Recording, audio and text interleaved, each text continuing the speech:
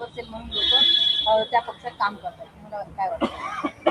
राष्ट्रवादी काँग्रेस पक्ष, अजित पवार गट ते काय करतात आता तो त्यांचा वैयक्तिक प्रश्न आहे.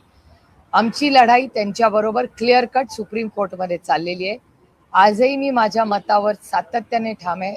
राष्ट्रवादी काँग्रेस पक्ष ह्याचा फाउंडर मेंबर आणि फाउंडर प्रेसिडेंट हे शरद पवार कालही होते, आजही आहेत आणि उद्याही राहतील. पहिला मुद्दा, आमची केस ही पहिली इलेक्शन कमिशनला गेली. इलेक्शन कमिशन मध्ये आमचं जे कॉन्स्टिट्यूशन आहे, राष्ट्रवादी काँग्रेस पक्षाचं जे संविधान आहे, त्या संविधानामध्ये आमदार खासदार काय म्हणतात त्याला मतदान नाहीये. ऑर्गनायझेशन कुणाच्या बरोबर आहे ते महत्वाचं आहे. ऑर्गनायझेशनची सगळी कागदपत्र, सगळी ॲफिडेव्हिट्स, सगळा जो पत्रव्यवहार आहे तो पूर्णपणे आम्ही त्या 8 हिअरिंग्समध्ये, जिथे 80 वर्षाचे शरद पवार ज्यांनी पक्ष स्थापन केला ते स्वतः प्रत्येक हिअरिंगला हजर होते. आणि त्या प्रत्येक हिअरिंगमध्ये काय झालं हे तुम्हालाही सगळ्यांना माहिती आहे. प्रत्येक वेळेस आम्ही ब्रीफिंग केलं. 8 मीटिंग झाल्यानंतर 8 वेळा ऐकून घेतल्यानंतर आमच्यावर अर्थातच तो आदरणीय पवार साहेबांवर अन्याय होता. कारण का ते फाउंडर मेंबर, फाउंडर प्रेसिडेंट आणि पेपरवर्क सगळं त्यांचं व्यवस्थित आहे. म्हणून आम्ही सुप्रीम कोर्टात गेलो. सुप्रीम कोर्टात आजही आम्ही हिअरिंग मागतोय, पण सुप्रीम कोर्टात आम्हाला हिअरिंग मिळत नाही. आणि राष्ट्रवादी काँग्रेस पक्ष, शरदचंद्र पवार ही एक अरेंजमेंट आम्हाला करून देण्यात आली. कारण का आम्ही आज राष्ट्रवादी काँग्रेस पक्ष, अजित पवार गटाच्या विरोधात आजही आमची कोर्टात केस चालू आहे. कारण का मी मागेही तुम्हाला बोलते, मी पुन्हा रिपीट करते की आमची ही लढाई ज्याचा पक्ष आहे त्याला तो मिळाला पाहिजे. आणि नंतर आदरणीय पवार साहेबांनी त्या पक्षाचं काय करायचं हा आदरणीय पवार साहेबांचा स्वतःचा आणि त्यांची जी टीम असेल त्या प्रक्रियेमधली त्यांचा असेल. तो आमचा कुणाचा वैयक्तिक प्रश्न नाही. कारण का ही एक संघटना नाही, ही कोणाची मालकी नाहीये. पण ज्या चुकीच्या पद्धतीने त्यांनी तो आदरणीय पवार साहेबांकडून काढून घेतला हे चुकीचं आहे. आणि लढाई एवढ्यासाठीच करायची की आज हा अन्याय आदरणीय पवार साहेबांवर झाला, उद्या हे देशामध्ये दुसऱ्या कुणावरही तो करतील. त्याच्यामुळे एखादा rules are made to be followed. नियम कायदे हे मनमानीसाठी नाही चालत. हा देश संविधानानेच चालणार. भारतरत्न डॉक्टर बाबासाहेब आंबेडकरांच्या संविधानाच्या चौकटीतच चालणार. उद्या कोणीही मनमानी करेल, उद्या तुमच्या चॅनलमध्ये आम्ही येऊ आणि म्हणू हे चॅनल आमचं आहे, चालेल का? नाही ना. त्याच्यामुळे ही नैतिकतेची लढाई आहे. ही बाकी कशाची लढाई नाही, नैतिकतेची लढाई. म्हणजे उद्या आदरणीय पवार साहेबांना तो पक्ष दिल्यानंतर दुसऱ्या दिवशी त्यांनी काय करावं ते आणि त्या प्रक्रियेमधल्या लोकांनी निर्णय घ्यावा. कशाची केस कोर्टात आहे, आम्ही रोज तारीख आमचा मागतोय.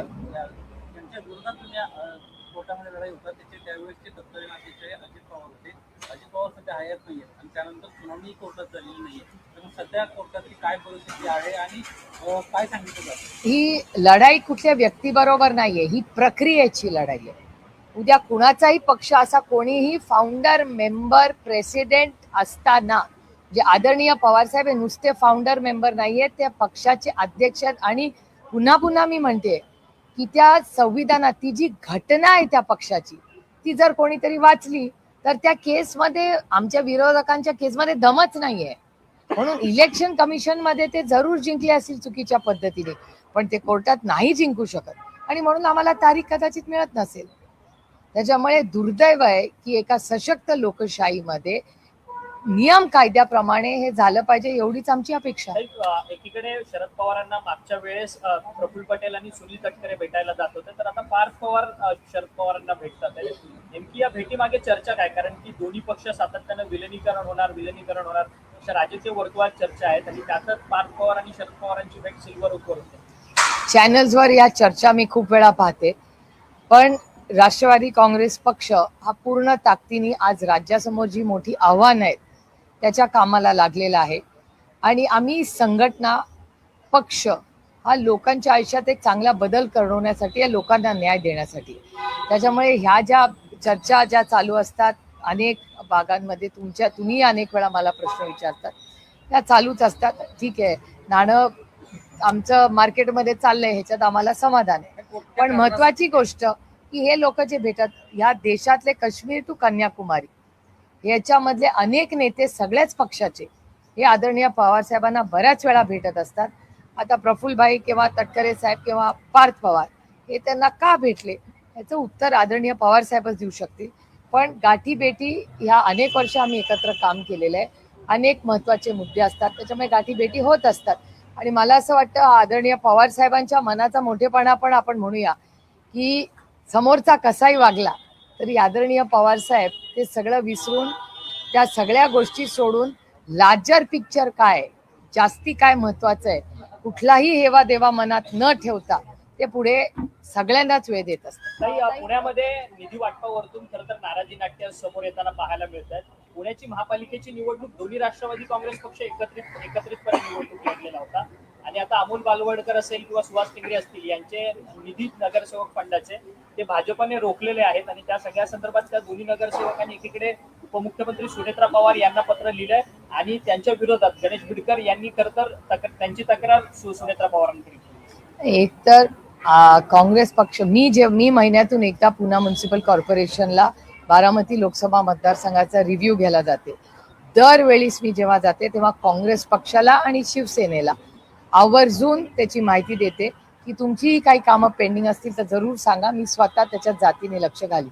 त्यामुळे दरवेळीस मी गेल्यावर त्या दोन्ही संघटनेंना पक्षांना मी बोलत असते आणि आमचा प्रयत्न आहे की पुण्याच्यासाठी आज पुण्यामध्ये खड्डे असतील, पाणी असतील, कचऱ्याचे प्रश्न असतील, अतिशय गंभीर झालेले आणि पुणे हे शहर इन्फ्रास्ट्रक्चर वाईज कोलॅप्स झालेलं आहे असं अनेक लोक दबक्या आवाजात सातत्याने पुण्याबद्दल बोलत असतात. अनेक वेळा तीव्र नाराजीही आपल्याला लोकांमध्ये पुण्यात दिसते. त्यामुळे एवढी मोठी ताकद भारतीय जनता पक्षाला आली असली तरी गेल्या काही वर्षामध्ये फार काही पुण्याच्या ट्रॅफिकमध्ये, पाण्यामध्ये, कचऱ्यामध्ये किंवा फ्लडिंगमध्ये जेव्हा पाऊस येतो तेव्हा झाल्यात मला तरी कुठे दिसत नाही. काही पण शासकीय निधी रोखणं हे कितपत योग्य आहे, कारण की एखादा लोकप्रतिनिधी हा जनतेच्या विश्वासाने निवडून येतो आणि त्याचा मात्र शासकीय जो निधी आहे तो मात्र तुम्ही नगरसेवकांबद्दल होता. आमची काय परिस्थिती फार काही वेगळी नाही. आम्ही विरोधातले खासदार आहोत, आम्हाला कुठे निधी मिळतो, आम्ही एवढी पत्र पाठवतो, आम्हालाही निधी मिळत नाही. त्याच्यामुळे निधी रोखणं वगैरे ह्या गोष्टी ह्या सरकारमध्ये खूप दिसतात. आमचं जेव्हा सरकार होतं तेव्हा आमच्या लोकांची तर कामं व्हायचीच, पण विरोधकांची कामं कधी वेळा डबल स्पीडनी करायचो आम्ही की ठीक आहे विरोधक असला तरी काय झालं, त्याच्या भागाचाही विकास झाला पाहिजे. हे दुर्दैव आहे की ह्या सगळ्या प्रक्रियेमध्ये फक्त एकच मंत्री आहेत असे देशात जे न्याय देतात सगळ्यांना, ते म्हणजे नितीन गडकरी साहेब. गडकरी साहेब कधी पक्ष बघत नाहीत, गडकरी साहेब मतदारसंघ बघतात की ठीक आहे या लोकांचं भलं. संदर्भातला एक राज्य सरकार निर्णय घ्यायच्या तयारीत आहे. तिसऱ्या वेळेला निवडणूक लढवायला परवानगी दिली जाणार आहे. जिल्हा बँका 2 टर्म झाल्यानंतर तिसऱ्या टर्मला परवानगी नव्हती, याच्या आधी पात्र नाही असं नाहीये, असं नव्हतं. ते बिल पास करताना मी स्वतः संसदेत त्या बिलाचा विरोध केला होता. अमित भाई शाहनी एक बिल आणलं होतं ज्याच्यात त्यांनी टेन्युअर केला होता की 10 वर्ष जर तुम्ही एका बँकेत संचालक म्हणून राहिला तर 11व्या वर्षी तुम्ही जाऊ शकत नाही. त्याचा आम्ही तेव्हाही विरोध केला होता. तुम्ही पार्लमेंटमधले सगळं रेकॉर्ड काढा. आता 10 वर्ष या नियम कायद्याला सगळ्या विरोधी पक्षांनी विरोध केला होता आणि आता सरकार कदाचित यू टर्न करते. सत्यमेव जयते जे आम्ही म्हणलो ते पुन्हा एकदा सरकार परत करते जर त्यांनी हा यू टर्न घेतला तर. ही आमची मागणीच होती पहिल्या दिवसापासून, आणण्यात चुकीचं होतं.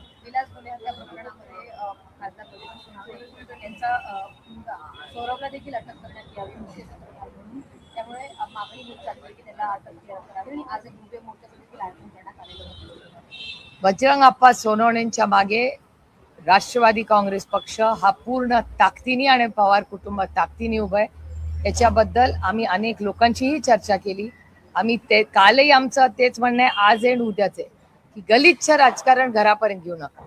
एखाद्याकडून चूक झाली असेल तर चूक आम्ही कधीही त्याला माफी नाही येणार, पण जर चुकीच्या पद्धतीने जर आमच्या खासदारांच्या कुटुंबाला किंवा कुठल्याही कार्यकर्त्यावर खोट्या केसेस जर या सरकारने केल्या तर आम्ही ते सहन करणार नाही.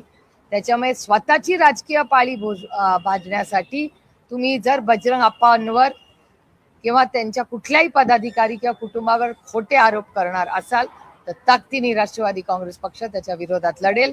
आणि मी पुन्हा रिपीट करते की राष्ट्रवादी काँग्रेस पक्ष शरदचंद्र पवार हा ताकदीने बजरंग अप्पा सोनवणेच्या मागे कालही होता, आजही आणि उद्याही राहील. कई सुप्रीम कोर्ट ने जो है हाई पावर कमेटी जो है वो स्थापित की है, रिटायर्ड जज जो है उसका नेतृत्व कर रहे हैं, जो दिल्ली में लाठीचार्ज हुआ था स्टूडेंट पर, उसकी इंक्वायरी के लिए क्या कहना है? अरे मैं कब से एसआईटी की मांग करी थी, मेरी on the floor of the house मेरी मांग है ये, तो हमारी तो मांग है ये, कब से हम मांग कर रहे थे. अगर पहले ही मान जाते तो अच्छा डिस्कशन भी पार्लियामेंट में हो जाता. ये झारखंड हाई कोर्ट ने जो है इस फैसले पे स्टे दे दिया है, जो ये झारखंड गवर्नमेंट ने जो कैंसिलेशन किया था जेपीएससी एग्जाम का, उसके ऊपर स्टे दे दिया है, क्या कहना चाहेंगे? अभी कोर्ट है, मैटर सब जुडिस, उस पर क्या कह सकते. कोर्ट का एक बार निर्णय है तो उस पर क्या कह सकते. मैटर सब जुडिस. खड़गे जो कांग्रेस के वरिष्ठ नेता है मल्लिकार्जुन खड़गे, उन्होंने जो है राम मंदिर चंदा चोरी वोट चोरी उसके पर सवालिया निशान उठाया. इसके साथ ही उन्होंने पीएम केयर्स फंड पर भी जो है उन्होंने क्वेश्चन मार्क किया है कि इसकी रिपोर्ट जो है फाइनेंशियल स्टेटमेंट 2024-2025 की जो है वो हमने पेश किया था. क्या कहना चाहेंगे? ये अच्छी बात है, उसका स्वागत करना चाहिए ना. दोनों चीजों का स्वागत है. और जो है वो है, आप ही के चैनल ने वीडियोस दिखाए ना, जब मर्यादा पुरुषोत्तम राम जी के मंदिर में चोरी हुई, वो तो वीडियोस आप सबके चैनल्स ने दिखाया. तो चोरी तो हुई है, तो क्लीन चिट कैसे मिली. और दूसरी बात कि पीएम केयर के बारे में हम पहले दिन से कह रहे हैं, जब से पीएम केयर स्थापित हुआ है तब से हमारी मांग है कि आप पूरी देश को बताइए कि कहाँ से पैसा आया. इसमें छुपाने की कौन सी बात है. देश के गृह मंत्री अमित शाह ने जो है कांग्रेस के फैसले को वंदे मातरम जो सॉन्ग है वो 2 लाइन गाने का उन्होंने फैसला किया, उस पर जो है देश के गृह मंत्री ने कहा है कि ये फैसला जो है एंटी नेशनल है. क्या कहेंगे? एक सशक्त लोकतंत्र में हर एक को बोलने का अधिकार है. जो वीडियोस चल रहे हैं वो कोई फेक है, कोई मिक्स्ड है, कोई एआई जनरेटेड है, तो पता ही नहीं चल रहा है कि सच वाला कौन सा है, झूठ वाला कौन सा है. और हर एक को अधिकार है. एक सशक्त लोकतंत्र में कांग्रेस पार्टी उनके ऑफिस में क्या करना चाहे वो कांग्रेस पार्टी का अधिकार है. मैम कानून पास हुआ है, लोकसभा में बिल पास तो हुआ ठीक है, अभी तो चाहिए, वो कह रहे मना कर रहे हैं. नहीं ऐसा नहीं है. होल पॉइंट इज, देश में सब जगह हुआ है, इम्प्लीमेंटेशन की जिम्मेदारी सरकार ने ली है. आपने देखा है सब, कश्मीर टू कन्याकुमारी इतने कायदे होते हैं, कौन सा पास करते हैं ये. तो सिलेक्टिव इम्प्लीमेंटेशन नहीं हो सकता ना, फिर हर चीज का इम्प्लीमेंटेशन होना चाहिए. तो जो न खाऊंगा न खाने दूंगा कहने वाली सरकार, वो तो प्रभु श्री राम जी को भी नहीं छोड़ा. नहीं, राहुल गांधी कल महाराष्ट्र आ रहे हैं, छात्रों की भूख में और इस कार्यक्रम में शरीक होने जा रहे हैं, लेकिन बीजेपी अब नया आरोप लगा रही है. बीजेपी के जो नए सोशल मीडिया हेड है उन्होंने ऑडियो रिलीज किया है, जिसमें कहा गया है कि 25-25 हजार रुपए जेनजीज और इन्फ्लुएंसर्स को लेकर उस कार्यक्रम में लाने की कोशिश हो रही है. मुंबई बीजेपी अध्यक्ष भी यही आरोप है. मुझे आश्चर्य लग रहा है कि भारतीय जनता पार्टी हमारे जेनजी का अपमान क्यों कर रही है. और उनको शायद याद नहीं, शायद उन्होंने सुना नहीं होगा कि उन्हीं के वरिष्ठ नेता आरएसएस के हेड माननीय मोहन भागवत जी ने कहा कि शायद ये कोट आपके चैनल पे ही कोट होगा, वीडियो होगा, जो शायद भारतीय जनता पार्टी ने सुना नहीं होगा, कि जेनजी सबसे ज्यादा ऑनेस्ट और ईमानदार है. ये सिर्फ मैं तो मानती हूँ सभी ईमानदार है, लेकिन जेनजी के बारे में ईमानदारी का सर्टिफिकेट आरएसएस के अध्यक्ष मोहन भागवत जी ने दिया था. और वही उनका ही जिनको मानते ऐसा कह रहे बीजेपी नई पीढ़ी को भ्रष्टाचारी कह रही है. जिस बीजेपी ने चंदा चोरी को क्लीन चिट दिया है, जिसके वीडियोस दिखाए, तो चंदा चोरी को क्लीन चिट जिसके वीडियोस है और एविडेंस है, और जो बच्चे ईमानदार से इन्फ्लुएंसर्स है वो चोर बन गए इस देश में. ये जेनजी का पूरा अपमान बीजेपी कर रही है. और बीजेपी तो ना ही बोले, आइस तो भूला नहीं है इस देश, मैं तो कभी नहीं भूली. इनकम टैक्स, सीबीआई, ईडी, जितना वॉशिंग मशीन बीजेपी ने यूज किया है, मुझे नहीं लगता देश के 70 सालों में किसी ने किया है. कल के छात्रों के गुम कार्यक्रम को लेकर पुलिस द्वारा भी कुछ नियम जो है वो कांग्रेस पक्ष को दिए गए. लगभग 30 नियमों का उसमें समावेश किया गया है. जिस तरीके से बड़े पैमाने पे युवा इसमें शामिल होने वाले, उसे देखते ये नियम. मुझे आश्चर्य लग रहा है कि पूना की पुलिस राहुल जी के बारे में एक्टिव हो चुकी है, लेकिन जब पूना में लड़कियों की छेड़छाड़ होती है, कोयता गैंग चलती है, खून होते हैं, बलात्कार होते हैं, तब पूना की पुलिस इतनी एक्टिव नहीं होती. आपको पता होगा, एक सेंट्रल गवर्नमेंट का रिपोर्ट है कि इस देश में पूना 5वें नंबर पे है क्राइम पे, और महाराष्ट्र में 1 नंबर पे। ये मेरा रिपोर्ट नहीं है, ये अमित भाई शाह जी की होम मिनिस्ट्री का रिपोर्ट है। तो मुझे आश्चर्य लग रहा है कि जो जो कोयता गैंग हो, बच्चों कोई सुरक्षित नहीं है पूना में, लेकिन राहुल जी संविधान की चौकट में सिर्फ बच्चों से बात करने आ रहे हैं, और आप देख रहे हैं कि पूना की पुलिस बड़ी एक्टिव हो गई है। मैम 26/11 को लेकर ट्रायल इन एब्सेंशिया शुरू किया गया है आज से, यानी कि जो पाकिस्तान में बैठे हुए आतंकी हैं, उन आतंकियों के खिलाफ हमारे देश की कोर्ट में ट्रायल चलेंगे और उन पे एक सजा भी होगी। ये 2020 में जो लॉ आया था उस आधार पर हो रहा है। क्या एक अच्छी पहल है ये? देखिए, इंटरपोल के थ्रू भी काफी काम हो सकता है। नहीं, देश के लिए, देश की एकता और अखंडता के लिए जो भी निर्णय होगा वो अच्छा ही होना चाहिए। आपको याद है जब पहलगाम पे अटैक हुआ था तब पूरा देश एक हुआ था। मेरे ख्याल से ऐसे जब larger interest of the nation issues होते हैं तब हम पूरा देश हमेशा एक ही हो जाता है, लेकिन आज वो इशू नहीं है। आज देश के सामने अलग है इश्यूज है, तो वो ज़्यादा मेरे लिए मायने रखते। इकोनॉमी हो, अनएम्प्लॉयमेंट हो, भ्रष्टाचार हो, ये बहुत सारे आह्वान आज देश के सामने। मैम आपने कहा कि सांसद निधि को लेकर कई बार आप लोग कोशिश कर रहे हैं, उसके सांसद निधि नहीं, डीपीडीसी का जो निधि आता है, नहीं तो जो एक्स्ट्रा डेवलपमेंट के लिए, विकास के लिए पैसा सरकार देती थी महाराष्ट्र की, वो बंद हो गया है। पीएम से मुलाकात हुई मैम, उसके बाद भी फायदा नहीं, उसके बाद पीएम साहब ने कहा था कि वो महाराष्ट्र सरकार को बोल देंगे, सारे जो हमारी डिमांड्स थी हर क्षेत्र से वो हम पीएम साहब ने दे दिए। एक 15 दिन तक रुकेंगे अब मीटिंग के बाद, फिर देखते क्या होता है। काही राजकीय वर्तुळामध्ये या चर्चा सुरूच आहे. शरद पवार अनेक जण भेटीगाठीला येत आहेत, परंतु ह्या सगळ्या गोष्टी होत असताना तुम्हाला जर म्हणजे आता मंत्रिपदाची ऑफर आहे किंवा भाजपकडून तुम्हाला संधी मिळत असेल असं काही म्हटलं गेलं असेल तर तुम्ही जाणार का भाजपसोबत आणि मंत्रिपद स्वीकारणार का? एक तर 12 वर्ष माझा शपथविधी आणि डिपार्टमेंट मीडिया ठरवते. मोदीजींना पण विचारत नाही की डिपार्टमेंट आहे, परस्पर डिपार्टमेंट पण ठरतं आणि माझी शपथविधी पण ठरते. त्याच्यामुळे तुम्ही आता लहान आहात, 12 वर्षाचे पूर्वी किती वर्षाचे होता माहिती नाही, पण जरा गंमत म्हणून तुम्ही ChatGPT मधून ह्या सगळ्यांचं काढा, तुमचे जे सिनियर रिपोर्टर आहेत. 12 वर्ष माझा शपथविधी घेत आहेत 2014 पासून. सुमित्रा पवार के नेतृत्व में जो एनसीपी है लगातार उनमें जो अंदरूनी घमासान है वो सामने आ रहा है। फिर एक बार पूर्व राष्ट्रीय सचिव जो है उन्होंने एक रिमाइंडर नोटिस चुनाव को भेजा है, इसमें चैलेंज किया गया है उनके राष्ट्रीय अध्यक्ष। ये एनसीपी अजीत पवार गठ का अंतर्गत मामला है। हमारी तो उनके खिलाफ पूरी ताकत से सुप्रीम कोर्ट में केस चल रही है, और हमारी मांग है कि जो फाउंडर, मेंबर और प्रेसिडेंट है जी शरद पवार जी है, पार्टी उनको ही मिलनी चाहिए। और अगर पार्टी का आप कॉन्स्टिट्यूशन देखें तो कॉन्स्टिट्यूशन में जो प्रक्रिया इलेक्शन कमीशन में हुई है वो गलत हुई है, और हमारी लड़ाई सिर्फ इतनी तक सीमित है कि यह पार्टी आदरणीय पवार साहब की कल थी, आज है और कल भी रहेगी, और इसीलिए हम लड़ रहे हैं। और उसके बाद पवार साहब को पार्टी मिलने के बाद उनको क्या करना है वो और उनकी पूरी जो कोर टीम है वो तय करे। लेकिन ये लड़ाई इसलिए मायने रखती है कि जिस गलत तरीके से इलेक्शन कमीशन ने शरद पवार जी, जो फाउंडर मेंबर भी है और फाउंडर प्रेसिडेंट भी है, गलत तरीके से वो संविधान की धज्जियां उड़ा के उनसे पार्टी ले ली उन्होंने, वो गलत है। और आज हमारे साथ हुआ है, कल आपके साथ हो सकता है। तो ये लड़ाई सिर्फ खुद के लिए या पवार साहब के लिए नहीं है, इस देश का जो सत्य है और संविधान के लिए। यूएस एम्बेसडर सर्जियो गौर के जम्मू कश्मीर में विजिट पर पीडीपी की जो मेन मुख्य नेता है महबूबा मुफ्ती, उनका कहना है कि उनके जम्मू कश्मीर विजिट से जो है अमेरिका के यहाँ पर जम्मू कश्मीर का विषय सॉल्व नहीं होने वाला है। ठीक है, हर एक को अपना मत बोलने का अधिकार है इस देश में। झाला? महाराष्ट्र के ट्रांसपोर्ट मिनिस्टर ने कहा है कि मराठी भाषा आना अनिवार्य रहेगा। अभी कार्रवाई भी 2 दिन से शुरू हो चुकी है, कई सारे लोगों ने इसका विरोध भी किया है। कई सारे लगभग 1 लाख के ऊपर ड्राइवर्स ने मराठी सीखने के लिए पहला कदम उठाया।